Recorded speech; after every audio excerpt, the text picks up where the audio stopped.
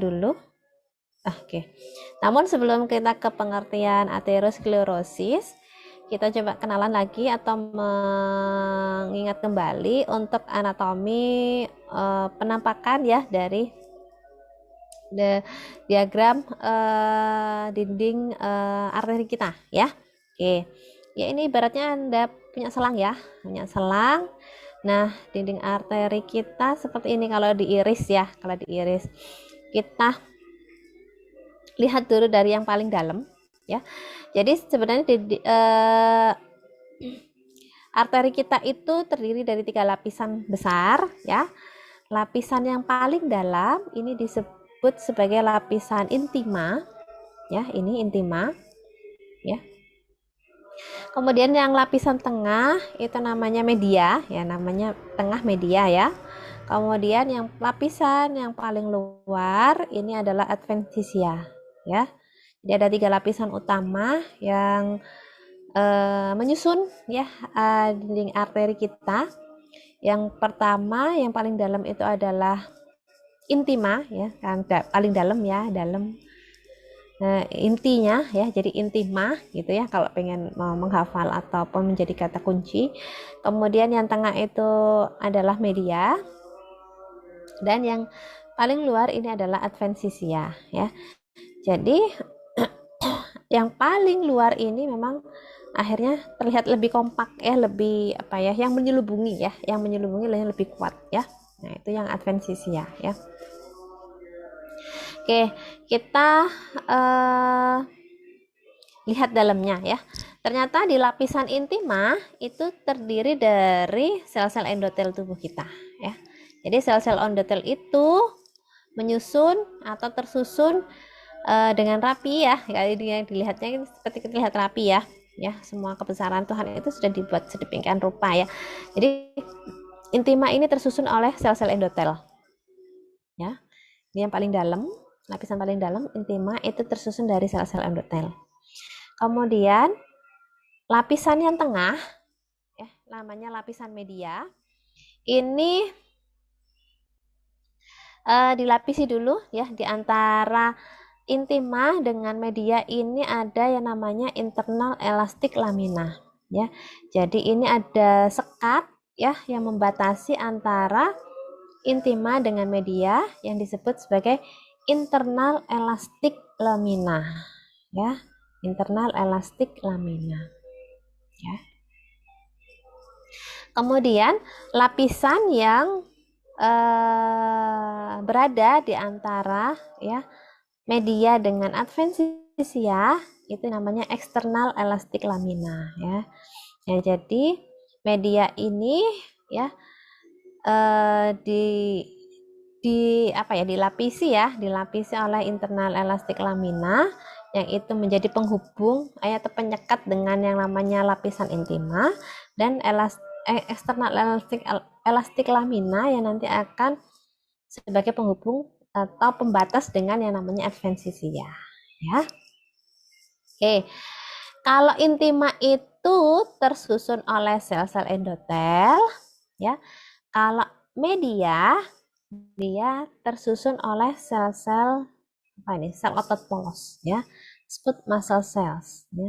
Jadi tersusun atau terdiri dari sel-sel otot polos ya. Oke. Dari penampakan ini ya sudah bisa digambarkan ya, ibaratnya Anda selang ya. Paling dalam itu adalah namanya intima ya, lapisan intima yang paling dalam tersusun oleh sel-sel endotel. Kemudian dilanjutkan dengan lapisan berikutnya yaitu lapisan media ya, yang tersusun oleh sel-sel smooth muscle cells atau sel otot polos ya. Kemudian lapisan yang paling luar ya yang menyelubungi itu adalah namanya lapisan adventitia ya. Oke, dari diagram ini sudah bisa dipahami ya. Baik, nah kita ke pengertiannya dulu ya. Jadi kalau dari segi medis ya, aterosklerosis itu adalah suatu perubahan di lapisan intima ya. Diawali dari perubahan di lapisan intima itu, ya. Perubahannya kenapa? Karena di situ ada penumpukan lemak tadi ya, tadi bisa diilustrasikan ya. Jadi penumpukan lemaknya itu ada di lapisan intima, sehingga terjadi ada perubahan ya di lapisan intima tadi. Ya, penumpukannya tadi berupa lemak lipid, berupa karbohidrat, darah atau hasil produk darah, jaringan fibrosa, deposit kalsium ya. Itu yang menjadi penumpukan ya, selain tadi ya, selain lemak ya. Jadi digambarkan selain lemak tadi itu ada, sebenarnya dia akan bersinggungan juga yang namanya karbohidrat, mungkin ya darah, hasil-hasil produk darah yang lainnya, jaringan fibrosa, deposit kalsium ya, yang nanti akan menumpuk di lapisan intima, yang nantinya akan diikuti dengan perubahan yang di lapisan media ya.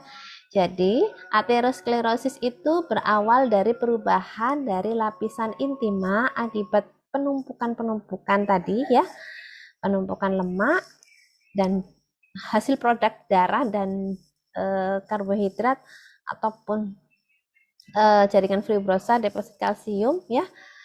Diikuti nanti juga ada perubahan pada lapisan media. Ya. Ilustrasinya begitu.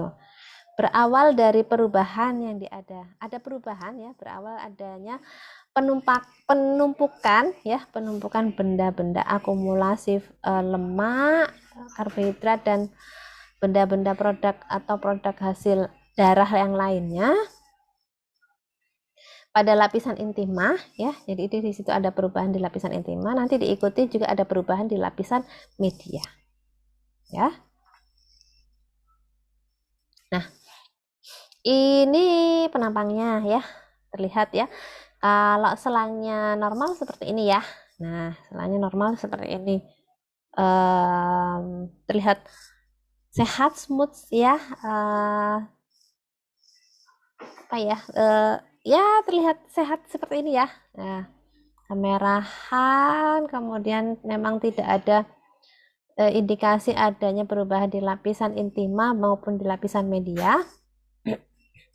Tapi kalau sudah dengan aterosklerosis, ini tadi ya, kalau penampangnya diiris seperti itu, yang semula kita lihat tadi diagram untuk dinding arterinya smooth seperti ini ya, halus, kemudian memang rata ya, kemudian memang sehat seperti ini ya.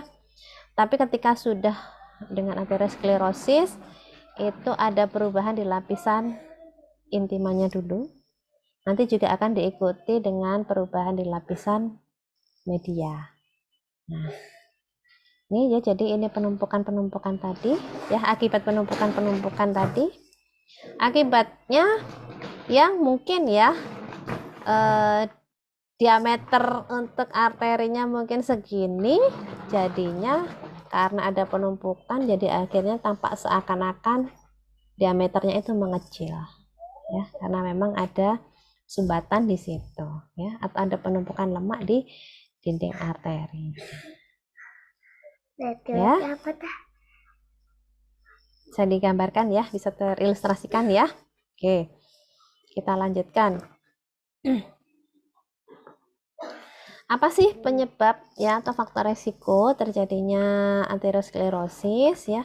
Nah, dugaan memang adalah secara umum itu adalah dari pola gaya hidup ya, pola makan, kemudian dan aktivitas ya. Mari kita belajar bersama. Jadi kalau dari pola makan itu kecenderungan makan tinggi lemak, sumber bahan makanan tinggi lemak ya, konsumsi makanan tinggi kolesterol ya, kemudian gaya hidup yang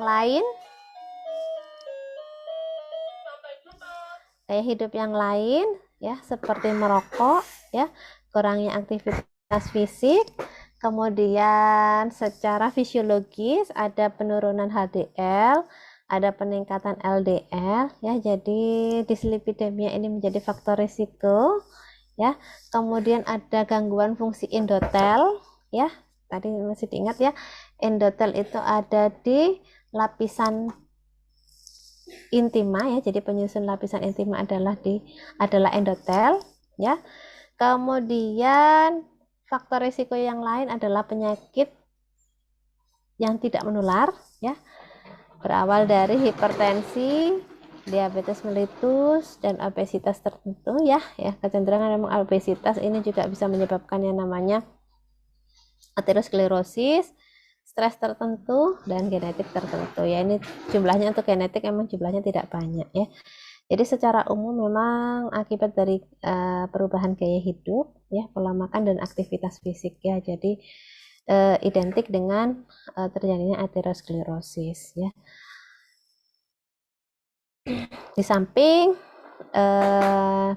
dari penyebab yang lain ya, secara fisiologis memang ada gangguan dislipidemia, ada hipertensi, ada diabetes mellitus, dan penampakan tubuh ya, untuk penampilan tubuh ya, obesitas itu juga menjadi faktor risiko atau etiologi penyebab terjadinya aterosklerosis. Nah, proses aterosklerosis itu tidak sehari dua hari ya, seperti penyakit menular, perjalanannya panjang ya. Berawal dari ini penampakannya, kalau pembuluh darah itu yang sehat, tampak rata, halus ya, aliran darahnya nanti akan lancar. Tapi ketika sudah dengan aterosklerosis yang berawal dari perubahan di lapisan intima dengan adanya penumpukan lemak atau bahan produk darah, karbohidrat, kalsium, dan lainnya, ini nampak seakan-akan pembuluh darah itu akan semakin menyempit karena ada penumpukan di lapisan intima ini tadi ya. Memang ada LDL ya, dan atau ya kolesterol yang tinggi di dalam darah ya. Jadi ini akan menyebabkan penumpukan di dalam pembuluh darah ya, terutama di lapisan intima, yang ini juga mungkin tidak kita sadari ya, semakin lama semakin menumpuk ya, penimbunannya semakin banyak ya, dan lama-kelamaan akan menjadi semakin sempit seperti ini dan menjadi sumbatan yang sangat berat ya. Bahkan mungkin ini aliran darahnya akan semakin berkurang, di mana aliran darah itu kan juga membawa yang dia mengangkut yang namanya oksigen ya, di mana tubuh kita pun juga membutuhkan, semua part bagian dari tubuh kita itu membutuhkan oksigen ya. Kalaupun di jantung, nanti sumbatannya di area arteri menuju jantung, berarti nanti ketidakcukupan oksigen menuju yang jantung ya. Nanti bisa jadi menjadi serangan jantung dan sebagainya ya. Oke, kita ke patogenesisnya ya. Oke, jadi ini penampakan dari pembuluh darah kita ya, dinding arterinya di sini ya, di mana terdiri dari lapisan paling dalam itu adalah intima yang tersusun oleh sel-sel endotel. Kemudian dilanjutkan dengan lapisan media yang memang banyak tersusun oleh sel-sel otot polos ya. Dan yang paling luar adalah lapisan untuk adventisia ya. Oke. Ini dalam keadaan sehat ya. Diilustrasikan di video tadi bahwa memang karena adanya peningkatan LDL yang terlalu tinggi di dalam tubuh ya. Harusnya kan kemarin LDL itu bagaimana? Masih ingat nggak kemarin waktu dislipidemia? Coba ada yang bisa memberikan pendapat nggak?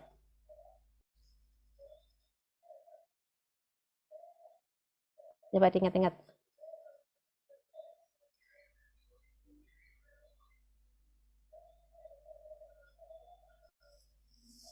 Izin mencoba menjawab Ibu. Silahkan. Di catatan saya ya Bu ya, LDL itu nanti bertemu reseptor dan trigliserida lalu akan mengeluarkan energi gitu Bu. Oke, jadi dia punya reseptor masuk ke dalam sel, dia akan melepaskan trigliserida, trigliseridanya nanti akan menjadi sumber energi ya. Oke. Jadi memang ketika faktor resiko memang karena dislipidemia ya, ataupun memang konsumsi sumber lemak ya terlalu tinggi, ataupun memang sudah ada gaya hidup ya memang dan penampakan kurangnya aktivitas fisik, kemudian adanya obesitas yang memicu terjadinya memang peningkatan LDL di dalam tubuh itu besar ya, adanya peningkatan LDL di dalam tubuh itu dianggap sebagai benda asing kan ya. LDL kan harusnya kan tidak harus ada di situ ya, itu anggap saja itu dianggap sebagai benda asing ya. Nah, ilustrasinya tadi LDL bisa masuk ke dalam intima ya. Nah, di situ karena dia adalah benda asing, maka dia akan mengundang yang namanya sistem imun tubuh kita ya, monosit ya, karena dianggap situ LDL kok ada di situ sih. Nah, ya harusnya ada di mana kok tiba-tiba ada LDL di situ ya. Jadi yang namanya monosit ini nanti datang ya, dia punya reseptor bisa masuk ke dalam intima ya. Nanti monositnya datang ini nanti dia akan melakukan yang namanya makrofag ya, makrofag terhadap LDL yang tidak seharusnya ada di situ ya. Apalagi kalau LDL yang sudah bertemu dengan yang namanya oksidan ya, misalnya oksidannya berasal dari ya bahan-bahan oksidan yang dari misalnya rokok ya, atau oksidan-oksidan lain ya, jadi di situ ada radikal bebas di situ bertemu dengan yang namanya LDL ya, nanti dia akan menjadi LDL oksidan ya, itu kan juga dianggap sebagai benda asing. Maka sel dendritik ini ya, sistem imunnya ya jadi main ya. Jadi sel dendritik ini akan melakukan yang namanya makrofag, memakan nih, dimakan LDL atau LDL oksidasi tadi yang tidak seharusnya ada di situ, dimakan ya, dimakan, harapannya kan dicerna, tapi sayangnya tidak bisa dicerna nih, jadilah bentukan yang namanya bentukan ini foam cell atau sel busa yang identik dengan bentuknya itu kalau di mikroskopik itu seakan-akan itu kayak busa ya, jadi lembut kenyal begitu ya, jadi seakan-akan itu warnanya kuning juga ya, itu namanya foam cell ya. Itu karena memang di situ LDL atau LDL oksidasi yang gagal dimakan oleh yang namanya tadi proses makrofag tadi ya, jadi bentukan yang namanya foam cell ya. Lama kelamaan foam cellnya ini kan semakin banyak kalau memang LDL atau LDL oksidasinya banyak nih di dalam lapisan intima ya. Jadi ilustrasinya tadi yang berwarna kuning-kuning ini itu memang adalah tumpukan-tumpukan dari hasil makrofag dari LDL ataupun LDL oksidasi yang memang tidak bisa dicerna menjadi bentukan foam cell yang semakin lama semakin menumpuk ya. Terjadilah perubahan yang di bagian lapisan intima ya, jadi berawal dari situ. Bisa jadi adanya perubahan di lapisan intima ini memang tidak ada gejala ya, lama kelamaan mungkin akan menjadi gejala kalau memang sudah mulai ada progresivitas pembuluh darahnya semakin menyempit. Artinya di poin ketiga dan poin keempat yang di C dan D itu bisa jadi nanti sudah mulai ada gejala ya. Tapi ketika adanya perubahan di lapisan intima bisa jadi sama sekali tidak ada gejala ya. Oke. Dan itu hanya bisa dilihat melalui pemeriksaan ya, pemeriksaan tertentu ya untuk mengetahui apakah memang ada penumpukan, kecenderungan penumpukan foam cell di dalam tubuh kita ya. Oke, dan itu tidak disadari ya sebenarnya ya. Oke. Nah, ternyata ya kita lanjutkan. Bentukan yang pertama adalah foam cell ya tadi ya. Bentukan foam cell. Ternyata bentukan foam cell ini yang semakin lama semakin menumpuk ya. Akhirnya kan nampaknya lapisan intimanya semakin tebal ya. Tebalnya itu karena tumpukan yang namanya foam cell tadi. Nah, penumpukan yang namanya foam cell tadi Nah, ini memicu yang namanya lapisan media. Ini mengeluarkan yang namanya sel otot polosnya. Ya, sel otot polosnya akan bergabung dengan yang namanya sel busa atau foam cell.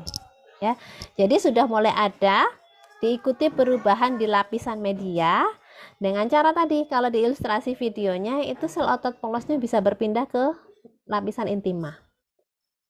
Ya, nah, karena terdesak adanya penumpukan penebalan yang ada di lapisan intima tadi, mendesak ya, akhirnya rupture apa ya, di situ robek ya, seakan-akan robek ya, gambarannya ilustrasinya begitu. Sel otot polosnya berpindah dari media ke intima. Nah, di situ sudah mulai diikuti dengan perubahan di lapisan media. Ya. Oke, dari di sini ya, jadi bentukan yang namanya sel otot polos ya bergabung dengan yang namanya sel busa ya, nanti ya sel otot polos ya bergabung dengan sel busa nanti membentuk yang namanya plak atau ateroma. Ini plak ya. Nah, sudah mulai ada timbul plak di sini ya, plak dan ateroma ya. Pastinya sel, bayangkan ya, sel busa yang tadinya empuk-empuk, giur-giur ya, kayak gitu ya. Kalau penampakan memang tadi disampaikan di video memang terlihat smooth ya, atau empuk ya, memang terlihat seperti busa memang ya. Dia bergabung dengan yang namanya sel otot polos yang berpindah yang dari media ini. Ya, jadi yang semula mungkin empuk jadinya mungkin agak sedikit memadat. Ya, membentuk bentukan yang namanya ateroma atau plak. Ini pun juga akan semakin mendesak ya. Jadi pembuluh darahnya itu seakan-akan akhirnya mulai ada perubahan menjadi semakin menumpuk kan, jadi semakin menyempit nih ya. Nah, ya. Jadi bentukan yang pertama tadi adalah foam cell ya. Bentukan yang kedua adalah ateroma atau plak ya. Oke. Lama kelamaan ya, karena di sini ada sumbatan ya. Ada sumbatan tadi diilustrasikan di video. Kepingan-kepingan darah yang harusnya bisa masuk ya lancar ya melalui aliran darah itu semacam terhambat karena di sini kan kayak ada sumbatan ya, ada penghalang ya. Jadi di situ ada kepingan-kepingan darah yang nanti bisa jadi bergabung atau menempel di bagian yang tersumbat tadi. Nanti akan membentuk yang namanya bentukan namanya trombus ya, dia akan bergabung dengan yang namanya kepingan-kepingan darah ya. Nah, sayangnya ya, bahan-bahan yang menumpuk ini kan tidak hanya lemak ya, yang berupa tadi LDL atau LDL dan LDL yang sudah teroksidasi ketemu di makrofag, nggak bisa dimakan, nggak bisa dicerna jadi bentukan foam cell, bertemu dengan yang namanya sel otot polos. Tidak hanya itu saja, ternyata ada sisa-sisa produk darah yang lain ya. Kemudian karbohidratnya juga akan menempel di sini, dan mungkin bahkan ada kalsium, deposit kalsium yang mungkin ada sisa ya, ada sisa deposit kalsium yang juga menempel di sini, dan produk-produk yang lain ya yang menjadi penumpukan di sini. Sayangnya kalau dia akan tergores atau bersinggungan dengan deposit kalsium, ini yang namanya trombus ini ya, dia akan mudah lepas ya, mudah lepas.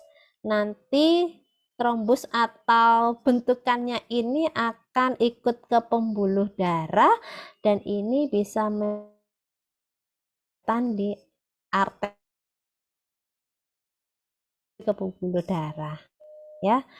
Jadi menyebabkan yang namanya emboli atau penyumbatan ya. Kalau embolinya menuju jantung, ada istilah yang namanya emboli jantung ya. Nanti bisa jadi di situ ada yang namanya mungkin serangan jantung. Kalau memang ini embolinya menuju otak ya, ikut aliran darah ya, ternyata aliran darahnya menuju otak nih. Nah, di situ bisa menjadi namanya ada istilah emboli otak ya. Nanti bisa jadi menyebabkan yang namanya stroke dan sebagainya. Ya. Jadi, patogenesis aterosklerosis itu sebenarnya berawal dari perubahan di lapisan intima. Karena kenapa ada perubahan di lapisan intima? Nah, ini penyebabnya karena memang LDL yang terlalu banyak di tubuh kita, ya dia bisa masuk ke sel endotel, ya masuk ke sel endotel, dan di situ tidak punya reseptor yang akhirnya harus mencerna yang namanya LDL atau mengelola yang namanya LDL, ya. Kemudian LDL-nya ini dianggap benda asing. Kalau LDL-nya pun bertemu dengan oksidan atau radikal bebas, dia akan menjadi LDL teroksidasi, kan dianggap sebagai benda asing. Di situ mengundang yang namanya si monosit, ya sistem imun tubuhnya ternyata bereaksi nih. Oh, ini di situ ada benda asing, yuk kita coba hancurkan. Monosit datanglah, dia punya reseptor, bisa masuk ke endotel, ya masuk ke endotel, masuk ke lapisan intima. Nah, di situ dendritic selnya nanti akan bekerja. Ya, ini Kak, makan dulu aja nih si LDL atau LDL oksidasinya. Ternyata ketika setelah dimakan tidak bisa dicerna, jadi bentukan yang namanya foam cell atau sel busa. Nah, semakin lama semakin menumpuk, dia akan menjadi perubahan di lapisan intimanya, seakan-akan menjadi tebal karena sel busa. Nah, semakin progresivitas penyakit, ya karena penumpukan dari sel busa itu nanti bisa jadi mendesak yang namanya lapisan media, di mana sel otot polosnya nanti akan berpindah ke lapisan intima. Sudah mulai ada perubahan di lapisan media, ya. Nah, sel otot polos yang bergabung dengan foam cell, ya, ini menjadi bentukan yang namanya bentukan ateroma atau plak, ya, ateroma atau plak, ya. Yang di sini mungkin sudah mulai ada gejala, ya, karena di sini sudah mulai ada penyempitan ke pembuluh darah, ya. Jadi seakan-akan ini penumpukan sampahnya semakin banyak, nih, ya, dibanding yang tadi di awal di tampilan untuk yang lapisan medianya ada penumpukan foam cell, ya. Jadi di sini ada penumpukan ateroma atau plak, ya, di mana ateroma atau plak ini tidak hanya yaitu smooth muscle cells, tapi juga dia gabungan foam cell, mungkin bisa LDL yang tidak sempat di makrofag menempel juga di situ, mungkin ada sisa-sisa produk pencernaan karbohidrat, kemudian produk darah yang lainnya, ya. Dia akan menjadi semakin penumpukan di situ. Kalau semakin menumpuk di situ dan ini semakin menjadi penyempitan di pembuluh darah kita, jadi seakan-akan dia penyumbat.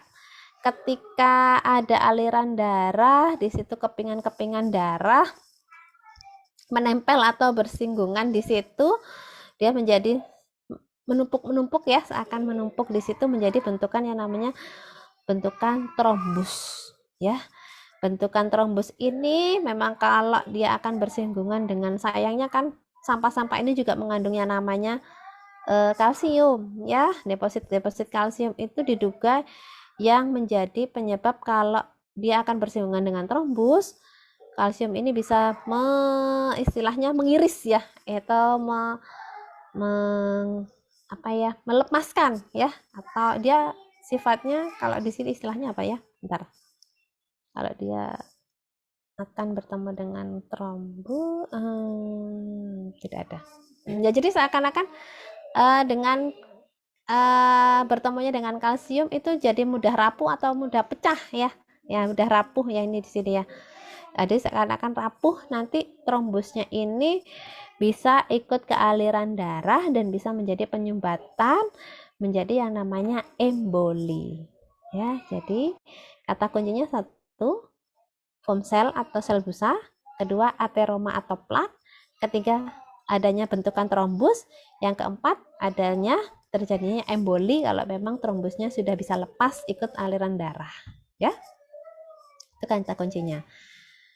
Foam cell atau sel busa, yang kedua ateroma atau plak, yang ketiga trombus, yang keempat emboli. Kalau trombusnya bisa lepas ikut aliran pembuluh darah, ya. Oke, coba kita lihat ilustrasinya sekali lagi ya, biar untuk menggambarkan ya tadi ya yang sudah saya sajikan melalui gambar, mungkin dengan combine dengan video bisa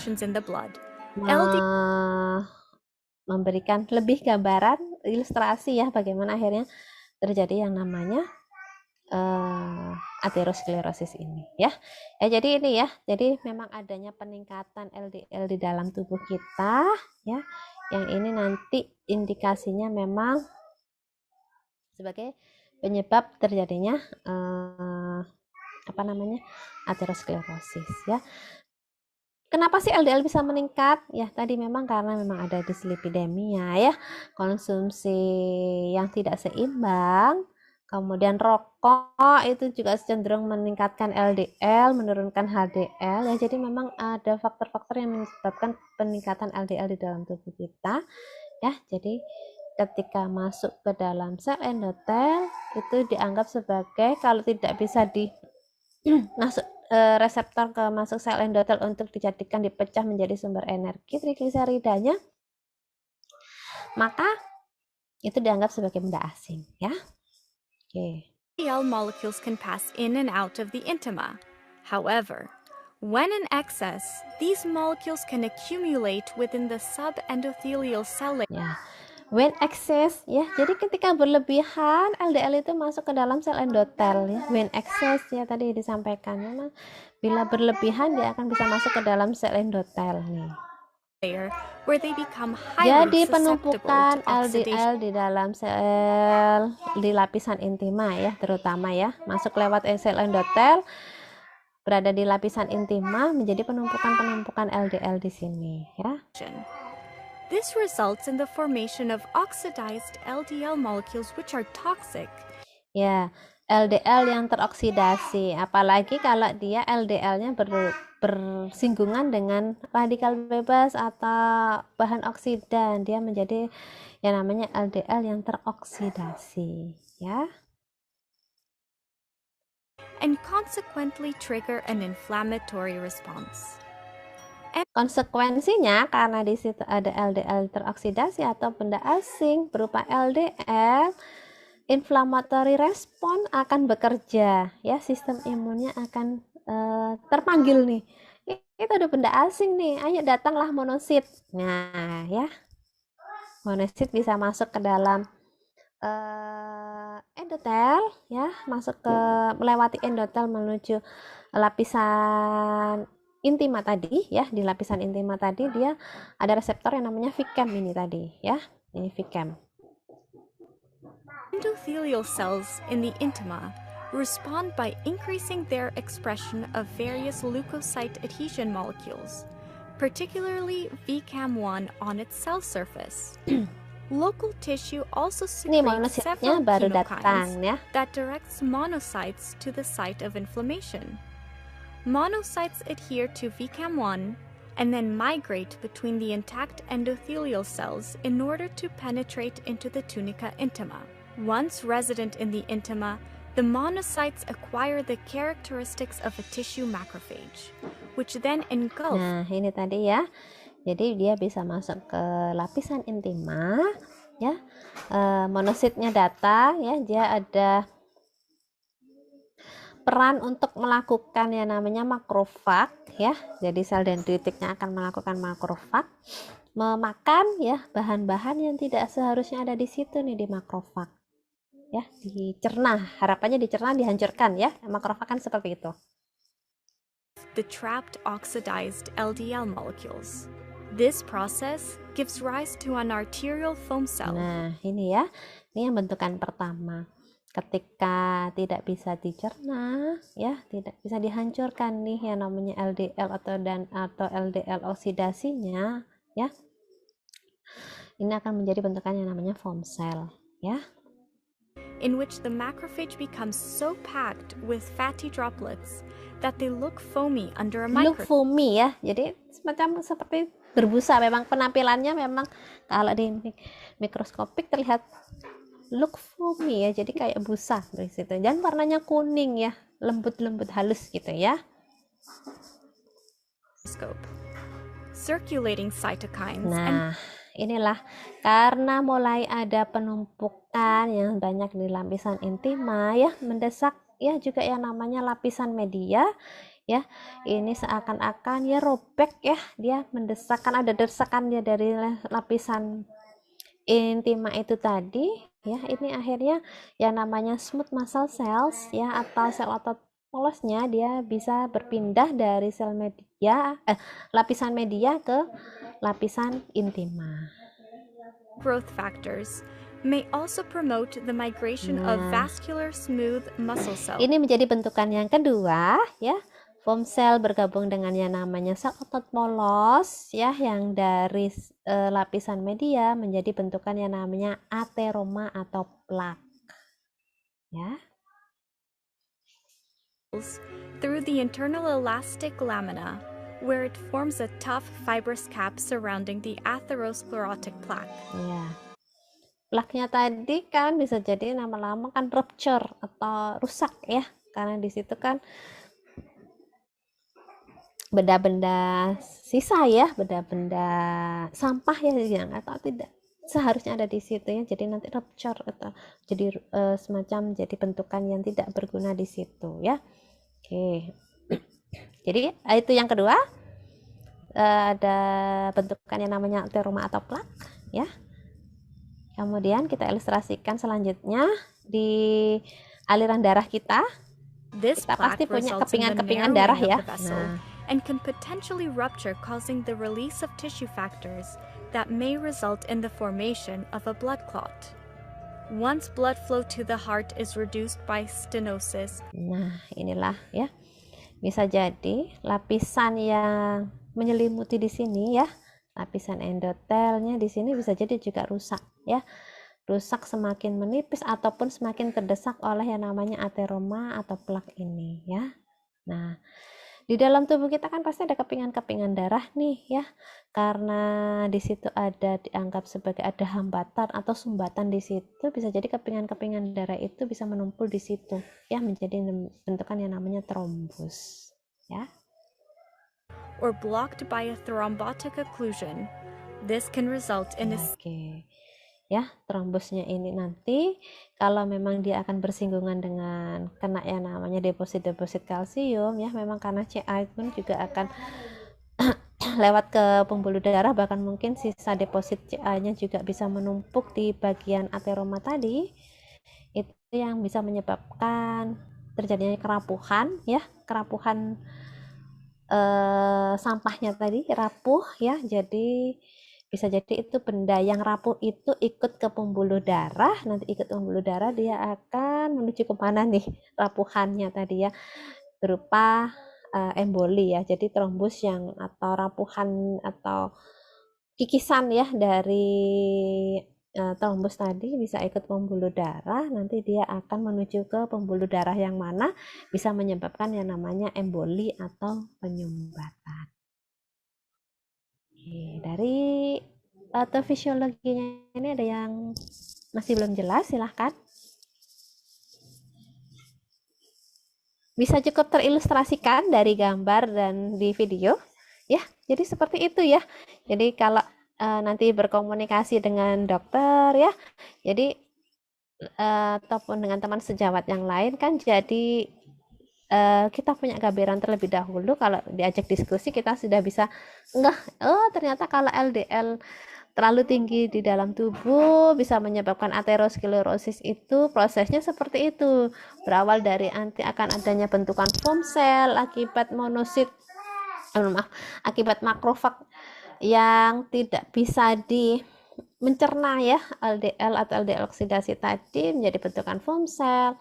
Foam cell nanti yang kelamaan di dalam lapisan intima menumpuk dan menyebabkan perubahan di lapisan media dengan sel otot polosnya berpindah ke foam cell ya, berpindah ke lapisan intima, bergabung dengan foam cell, membentuk yang namanya ateroma atau plak. Dan ateroma atau plak tadi semakin lama semakin akhirnya menyebabkan istilahnya penumpukan di situ dan mungkin menjadi bagian dari penyumbatan pembuluh darah kita.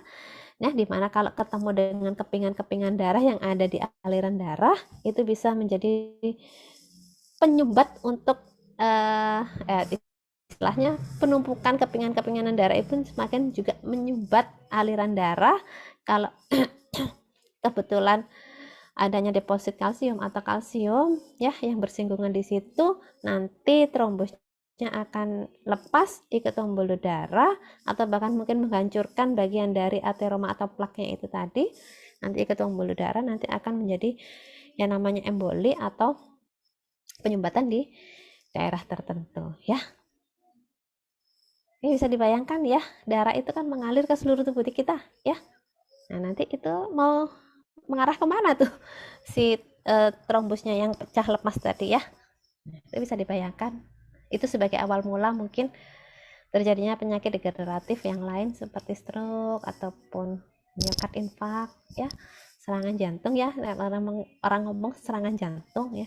Itu memang tiba-tiba serangan jantung, tapi sebenarnya berawal dari progresivitas penyakit yang sebenarnya kita tidak ketahui ya.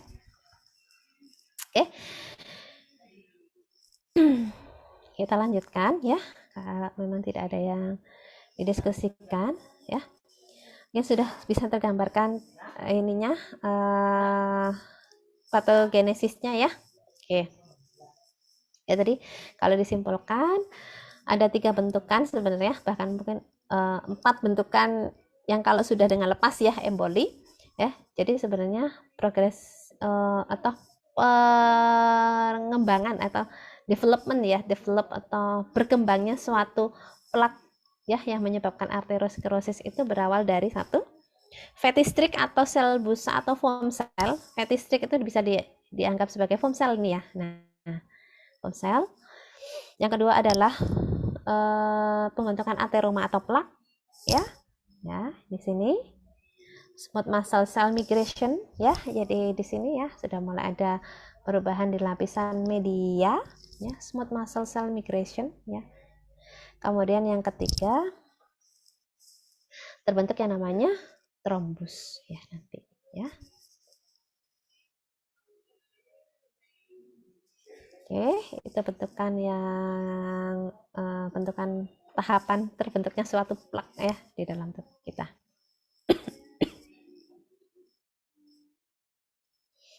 Ya, ini ilustrasi yang lain, summary yang lain ya. Sebenarnya ya. Ini kalau tadi seakan yang video awal tadi seakan-akan dia real, tapi kalau ini ilustrasi saja ya. Memang tidak ada suaranya memang ya. Jadi sebenarnya salah satu faktor risiko terjadinya aterosklerosis pun adalah ini, sel endotelnya ini ada terjadi kerusakan ya. Sel endotelnya rusak ini menyebabkan LDL-nya pun bisa lolos masuk ke dalam lapisan intima tubuh kita ya, lapisan intima arteri kita ya. Jadi apa sih yang menyebabkan sel endotel itu menjadi rusak ya atau disfungsi ya? Itu salah satunya memang adalah itu pola makan, aktivitas fisik terutama memang sedentary activity ya, dan memang obesity itu pun bisa menyebabkan terjadinya adanya disfungsi endotel ya. Ya. Tidak ada suaranya memang ya. Nah, ini disfungsi endotel ini menyebabkan yang namanya, nah ini LDL ini bisa masuk ke dalam lapisan intima ya, bisa lolos lewat sel endotel ya. Kalau LDL ini dia akan bertemu yang namanya radikal bebas atau bahan oksidan yang lain, bisa menyebabkan yang namanya terjadi bentukan yang namanya LDL teroksidasi ya. LDL teroksidasi ini memicu atau bahkan LDL yang menumpuk di dalam lapisan intima ini memicu, mengundang yang namanya monosit datang, sehingga nanti dia bisa masuk melalui reseptor. Nanti dia akan bekerja sama dengan sel dendritik. Dia akan memakan, mencerna ya melalui makrofag ya tadi ya, melalui proses makrofag. harapannya dicerna, dihabiskan, dihanguskan, dibunuh, tapi sayangnya tidak bisa. Ya, tidak bisa, menjadi akhirnya bentukan-bentukan foam cell di lapisan intima. Lapisan intima ini akan semakin ditumpuki oleh yang namanya foam cell.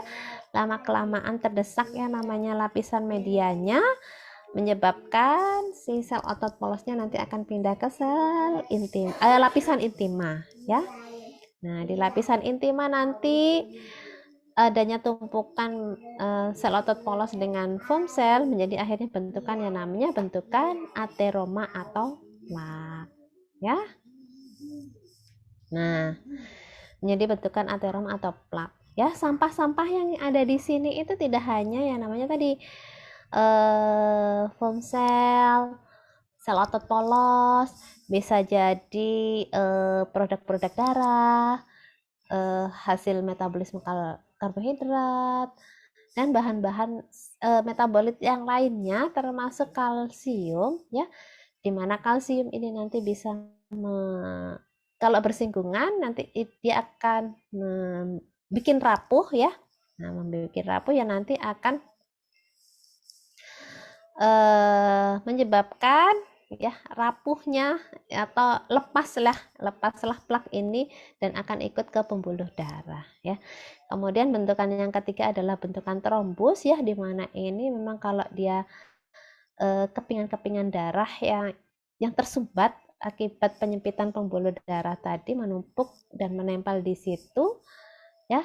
Ini menjadi bentukan yang namanya trombus, ya, identik dengan warna merah karena memang isinya lebih banyak adalah kepingan-kepingan darah, ya. Oke. Nah, trombusnya nanti kalau lepas karena memang dia bersinggungan dengan yang namanya kalsium, deposit kalsium atau memang hasil metabolisme kalsium, ya, dia akan menyebabkan pelepasan trombus menjadi sebuah emboli, ya, emboli atau penyumbatan di arteri tertentu, ya. Oke, bisa dipahami ya untuk yang ini. Oke, itu tadi ilustrasi gambar dan video. Nah, ini kalau memang penampakan secara melintang di arteri tubuh kita, ya seperti ini nih, nah akhirnya, ya. Jadi sampah-sampahnya itu tidak hanya foam cell, kemudian sel otot polos, kemudian endapan lemak-lemak yang lain, ya, kemudian endapan kolesterol yang lain, ya.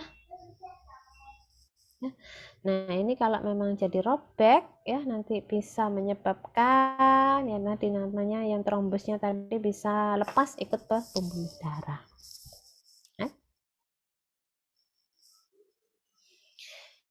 Sekali lagi, progresivitasnya tidak sehari 2 hari seperti penyakit menular, ya. Jadi dia progresivitasnya panjang, ya, bahkan bertahun-tahun. Akhirnya kalau misalnya bentukan foam cell ini tidak asimptomatik, ya, tidak akan ada gejala. Bahkan mungkin untuk yang grade 4 mulainya ada penumpukan sel busa di sini, ya, itu mungkin jadi tidak ada tidak ada gejala, asimptomatik. Tapi kalau sudah mulai ada perubahan di lapisan media, ya, kalau bergabung dengan yang namanya sel otot polos ini kan seakan-akan sel busanya yang semulanya smooth foamy, jadi seakan-akan menjadi mengeras dan semakin mendesak, ya, dinding arteri kita, jadi seakan-akan menyempit. Itulah sudah mulai adanya yang namanya gejala atau simptom, ya. Nah. Timelinenya kalau di timeline, ya, pada dekade yang keempat, ya, dekade keempat itu sudah mulai ada tampak gejala yang mungkin akan dirasakan oleh si penderita aterosklerosis, ya. Bahkan mungkin pada saat terjadinya bentukan ateroma ini sudah mulai ada gejala-gejala yang muncul, ya. Oke.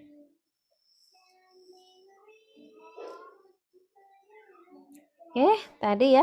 Ya, jadi sebenarnya patofisiologi terjadinya aterosklerosis memang adanya karena sempitnya pembuluh darah, akhirnya kan oksigen yang dibawa ke seluruh tubuh itu menjadi kurang ya.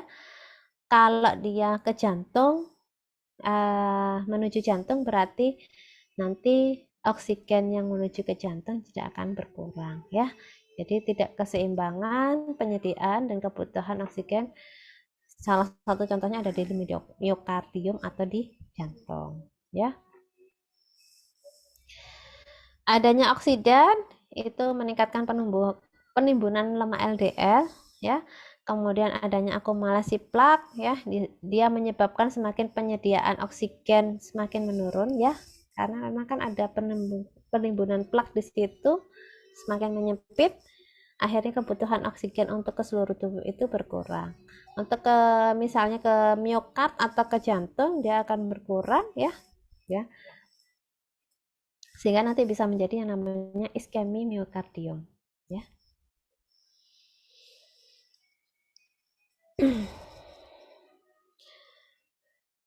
Penyempitan pembuluh darah akibat penyebaran foam cell dan garis lemak ya, akibat penyebaran foam cell ini nanti akan terjadi penurunan aliran darah karena arteri spasme koronaria ya, yang lama kelamaan bisa menyebabkan yang namanya infak, serangan infak ya. Anda mungkin pernah mendengar yang namanya infak miokard ya, berarti dia serangan di jantung ya. Miokard kan jantung ya. Jadi intinya itu bahwa terjadinya serangan-serangan itu karena memang kan oksigen itu tidak cukup memenuhi kebutuhan untuk organ-organ tertentu ya. Kenapa oksigen tidak cukup karena organ tertentu? Ya itu karena tadi ada penyumbakan yang namanya aterosklerosis tadi ya. Bisa dipahami ya, karena memang kan darah kita, aliran darah kita salah satunya adalah membawa yang namanya oksigen ya.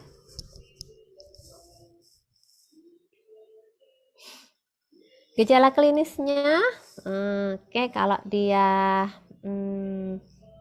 arteri yang menuju ke jantung ya, dia oksigennya berkurang kan pastinya ya, karena oksigennya berkurang bisa jadi gejalanya yang mulai terasa adalah nyeri dada ya, karena memang aliran oksigen ke jantungnya berkurang. Kalau ke area tungkai berkurang, oksigen ke area tungkai berkurang nanti bisa menyebabkan yang namanya kram di tungkai atau claudication intermittent ya. Bisa menyebabkan yang namanya kram-kram ya di daerah tungkai. Tapi ini gejala klinisnya tidak khas ya, tidak khas karena kan bisa jadi nyeri dada itu bukan hanya karena kurangnya aliran oksigen, kemudian kram itu juga bukan hanya karena kurangnya aliran oksigen ya. Jadi nyeri dada itu bisa jadi mungkin nyeri dada yang lain ya. Gitu. Tapi memang secara umum kalau memang dia ke jantung biasa menyebabkan yang namanya nyeri dada. Kemudian, nah komplikasinya ya tadi ya, emboli yang lepas ya, dari trombus yang lepas ini tadi, dia bisa berkomplikasi kalau misalnya menuju arteri yang ke otak, bisa menyebabkan iskemia ya, stroke iskemik ya, atau cerebral infarction ya. Jadi yang namanya stroke ya itu bisa terjadi ya, karena memang emboli di arteri yang mungkin menuju ke otak ya. Dibayangkan otak kita harus tetap 24 jam 7 hari, kemudian 365 hari itu harus tersuplai yang namanya oksigen ya. Oksigen kurang bisa menyebabkan yang namanya iskemia stroke atau stroke iskemia ya. Jadi memang kekurangan oksigen ke dalam otak ya. Jadi iskemia stroke atau ya dinamakan yang namanya cerebral infarction atau stroke ya. Dan kalau embolinya dia menuju ke arteri jantung ya, jadilah yang namanya komplikasi miokard infark. Ya, serangan jantung. Kalau orang awam bilangnya serangan jantung ya, miokard infark. Kalau menuju arteri yang ada di ginjal, ya, menjadi yang namanya renal iskemia. Ya. Kemudian ke arteri ya ke arah tungkai, nanti ada yang namanya intermittent claudication. Ya. Ini yang menyebabkan terjadinya tadi kram-kram itu tadi. Ya. Jadi tergantung nih embolinya ini ikut aliran darah menuju ke mana ya. Kalau menuju ke otak, ya otaknya tidak cukup insufisiensi oksigen, jadi yang namanya stroke atau stroke infark. Ke jantung, oksigennya tidak cukup menuju jantung, menjadilah yang namanya infark miokard dan seterusnya ya.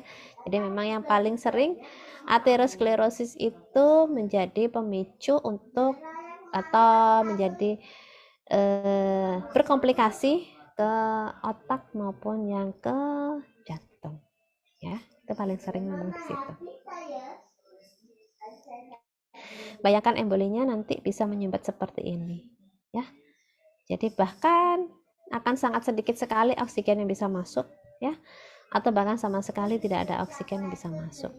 Kalau tidak ada oksigen masuk ke dalam bagian tubuh kita, terjadilah kematian dari sel tubuh kita itu ya. Oke.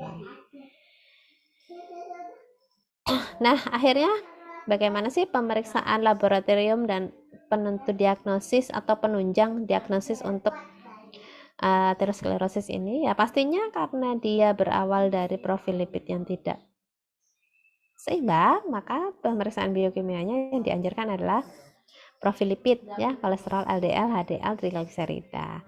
Dan karena adanya respon inflamasi, maka CRP itu bisa jadi mungkin juga dibutuhkan untuk diperiksa. Tes fungsi organ ABI, ankle brachial index, ini nanti mengukur tekanan darah di tangan dan kaki ya. Nah, kemudian pemeriksaan Doppler, aterografi resonansi, infus, dan CT scan ini menjadi pemeriksaan penunjang berupa foto ronsen ya.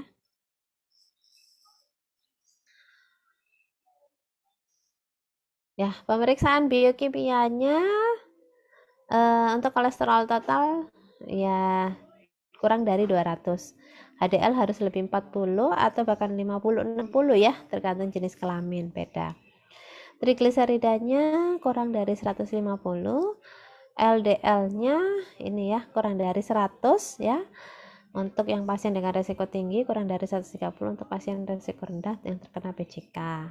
C-reaktif protein ya, ini untuk mengetahui inflamasi ya, dan juga bisa diketahui untuk resiko penyakit jantungnya.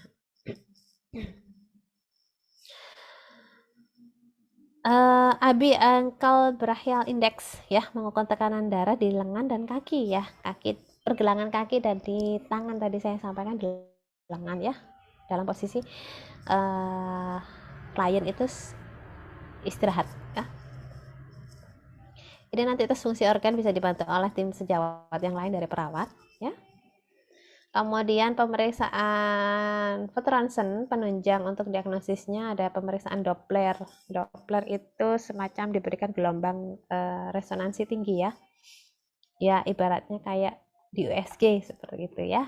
Nah, ini untuk memang diberikan untuk mengetahui bagaimana sih aliran darah di dalam tubuh kita ya. Oke. Dengan adanya gelombang-gelombang tertentu itu mengindikasikan aliran tubuh kita itu aliran darah tubuh kita itu lancar ataukah tidak ya. Nah, aterografi resonansi magnetik seperti ini memang ya, di foto ya, di foto ya. Kemudian infus ya, intravaskular ultrasound ya. Jadi karena ultrasound berarti kita juga ingin mendengar ya suara-suara ya yang di area aliran pembuluh darah kita, dan mungkin bisa jadi juga penunjang yang lain adalah CT scan ya. Jadi kalau pengen kita tahu apakah memang ada foam cell atau mungkin sudah menjadi bentukan plak atau teteroma, memang tidak hanya berdasarkan dari pemeriksaan biokimia atau ABI tadi ya, namun pemeriksaan penunjang lainnya mungkin ini bisa menjadi indikasi bahwa sudah mulai ada penumpukan atau terjadinya plak ataupun fatty streak atau fonsel ya.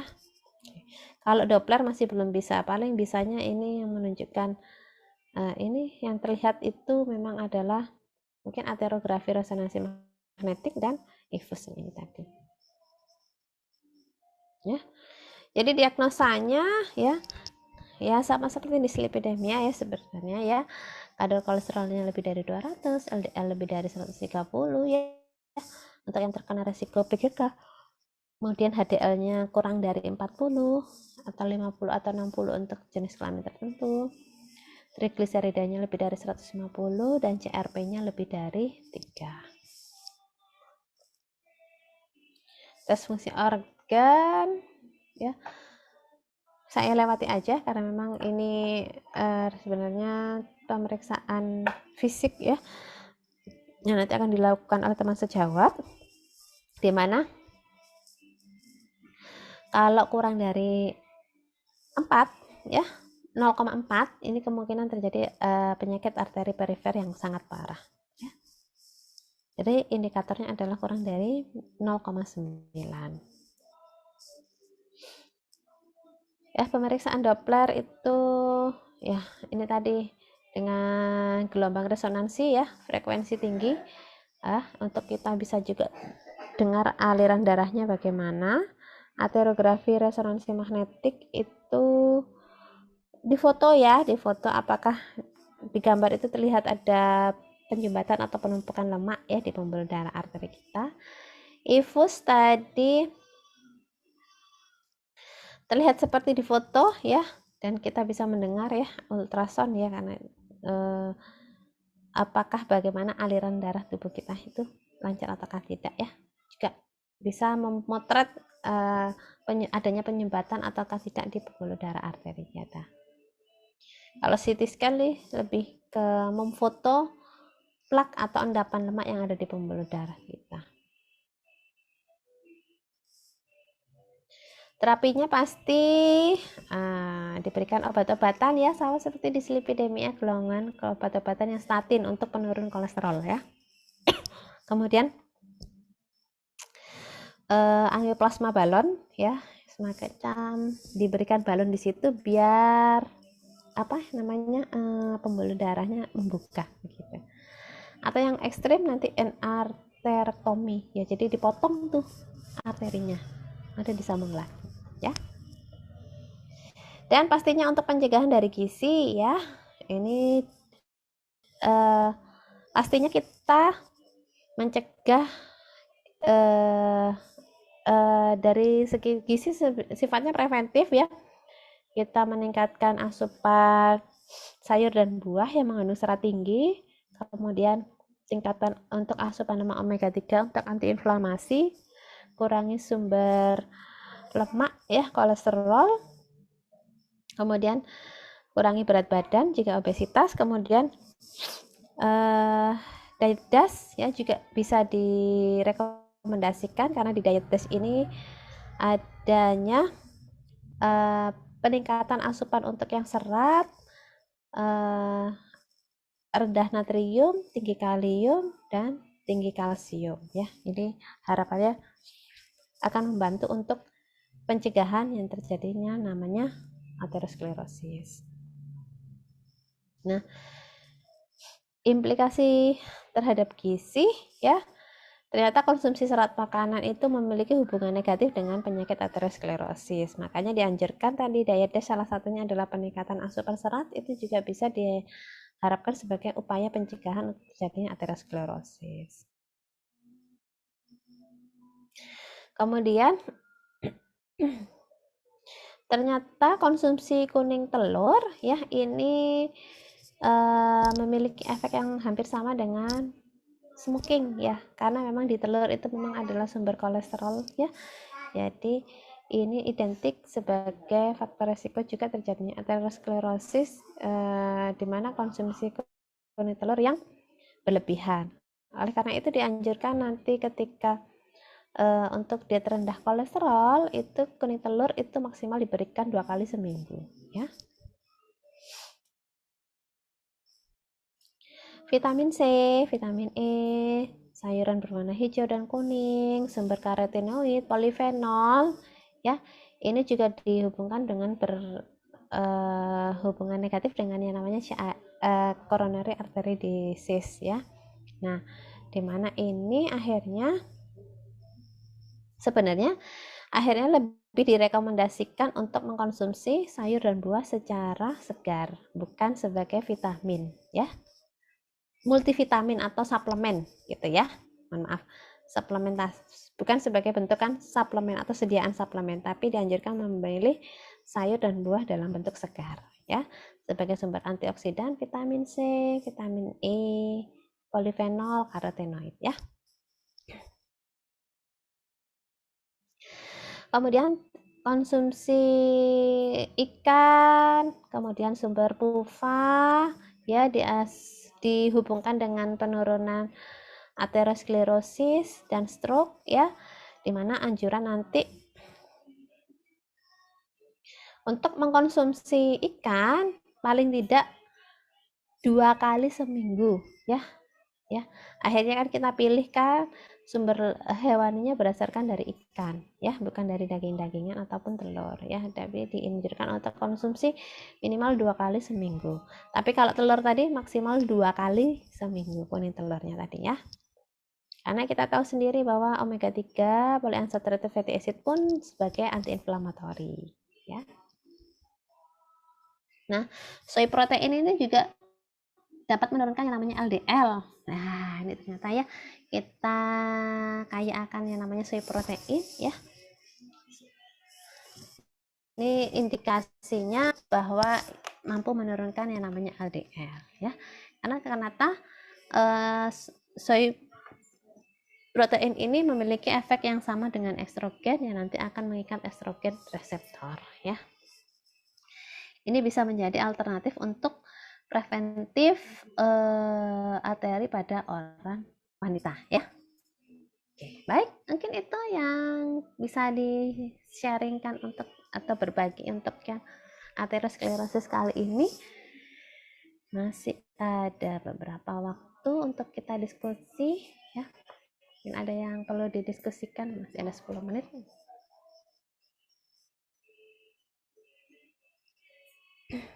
Silahkan. Sudah bisa cukup tergambar jelas ya dari gambar, video ya, ilustrasinya ya. Jadi harapannya dengan combine gambar dan video tadi bisa memberikan bayangan ya, Anda bisa membayangkan bahwa oh seperti ini toh terjadinya aterosklerosis itu. Bagaimana akhirnya terjadi bentukan foam cell, ateroma atau plak, terus akhirnya trombus, kemudian menjadi emboli, itu seperti ini toh ceritanya ya. Jadi mudah-mudahan bisa menjadi bagian dari pembelajaran untuk yang aterosklerosis ini. Ada yang perlu didiskusikan?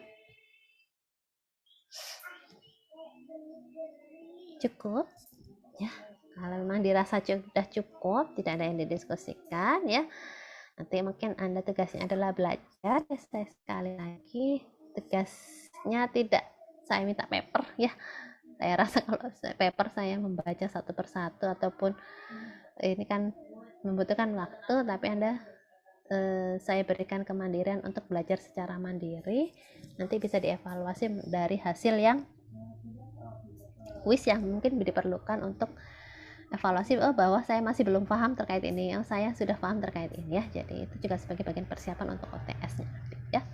Jadi nanti diinformasikan kepada saya saja kalau memang memerlukan untuk kuis yang dislipidemia dan aterosklerosis.